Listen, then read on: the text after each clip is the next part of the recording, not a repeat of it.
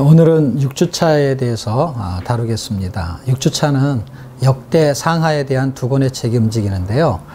먼저 역대상 29장까지의 내용은 구원은 족보로 연결된다 하는 이야기를 다루는 책이고요. 역대하 36장까지의 내용은 회복은 개혁으로 성취된다 하는 이야기를 다루게 됩니다. 자, 역대기는 열왕기하고는 아주 다른 차이점을 가지고 있습니다. 이것은 이스라엘 왕의 역사인 열왕기의 내용을 하나님의 구원 역사로 재편집한 내용이 되겠습니다. 자, 열왕기와 역대기에 큰 차이점이 있다면 열왕기는 선지자의 관점에서 죄사슨 사망이다 하는 이야기를 주로 다루고요. 역대기는 제사장적인 관점으로 하나님의 은사는 영생이다 하는 이야기가 결론입니다.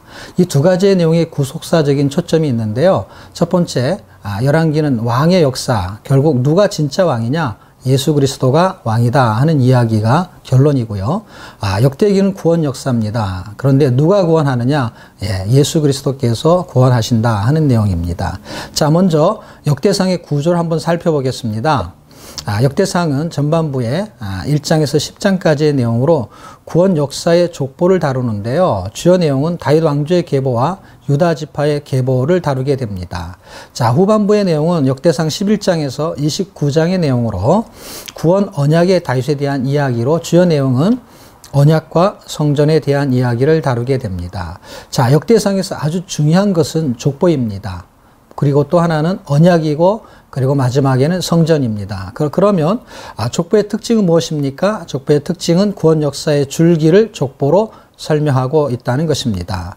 족보의 초점은 무엇입니까? 초점은 아브라함과 다윗의 자손 예수 그리스도의 세계라 예수님에게 초점을 맞추고 있다는 것입니다. 자, 역대기 기록 목적이 중요한 게 있는데요. 세 가지가 있습니다. 첫 번째는 구원 역사, 정체성, 그 다음에 임재성, 하나님의 나라가 임하고 있다라는 것입니다. 자, 포로 후기의 공동체의 정체성을 다루고 있고요. 그 다음에 하나님의 구원 역사는 끝나지 않고 지속적으로 계속된다라는 걸 알리고 있습니다. 또 하나는 메시아의 왕국은 우리 마음속에 완전하게 이루어졌다라는 임재성을 설명하고 있습니다. 이는 작전상 세상에 포로 잡힌 성도가 이 땅을 사는 이유를 대변하고 있는 것입니다. 이 땅에 사는 그 성도가 어떻게 살아야 되느냐? 거룩하게 살아야 되는 것이죠. 자, 포로 귀한 자들에게 족보의 의미가 있다면 무엇입니까? 그것은 다윗 왕조의 정통성을 말합니다. 이것은 하나님의 나라의 정통성을 말하는 것이고요. 또 하나는 가문의 뿌리를 말하는 것인데요. 그것은 하나님의 가족임을 말하고 있습니다. 마지막으로 이스라엘의 정체성인데요. 이것은 하나님의 자녀됨을 설명하고 있습니다. 무슨 얘기입니까? 하나님의 나라에서 하나님의 가족은 하나님의 자녀다라는 이야기를 족보를 통해서 하고 있다는 것이죠. 성경은 법적으로 나의 위치를 알려주고 있습니다. 구약 성경은요, 기념책이라는 단어로 말라기 3장 16절에 설명하고 있고요. 그리고 마지막 책인 신약의 요한계시록에는요, 20장 12절에 생명책에 기록되어 있다라고 말합니다. 이것은 무엇을 반증합니까? 지금 성경은 구원받은 사람을 족보로 연결시키고 있다는 것입니다. 자, 그럼 포로 귀한 자들은 어느 지파의 사람들입니까? BC 722년경에 북이스라엘은 아수르의 포로가 되었어요. 그런데 그로부터 한 130년이 지난 후에 BC 586년에 바벨론의 멸망을 당한 남유다가 1차, 2차, 3차 포로로 잡혀가게 됩니다. 그들이 70년 이후가 지나서 다시 돌아오게 되는데요. 그 돌아온 사람들은 남유다의 사람들이겠죠. 그런데 놀랍게도 우리가 그 족보가 나오는 역대상 1장에서 9장까지 읽어보게 되면 놀랍게도 12지파의 이름이 다 나온다는 것입니다. 도대체 여로보암 길에서 그 다윗의 길에서 따로따로 갔던 그 사람들, 남유다만 돌아와야 되는데 어떻게 12지파의 계보가 다 등장하게 됐습니까? 역대하 11장 6절을 읽어보게 되면 여로보암 길에서 돌이킨 지파의 계보가 있다는 것입니다. 무슨 얘기냐면요.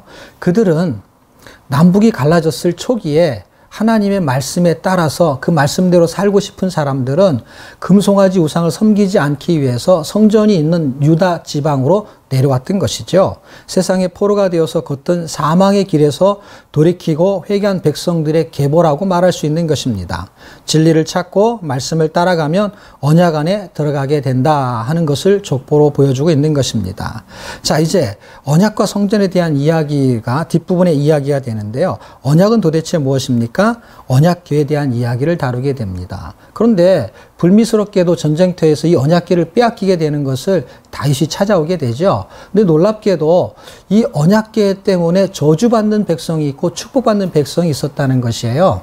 언약이 축복이 되는 사람이 있고 저주가 되는 사람이 있다는 것이죠. 블레셋 사람들은 이 언약궤 때문에 저주를 받았고요.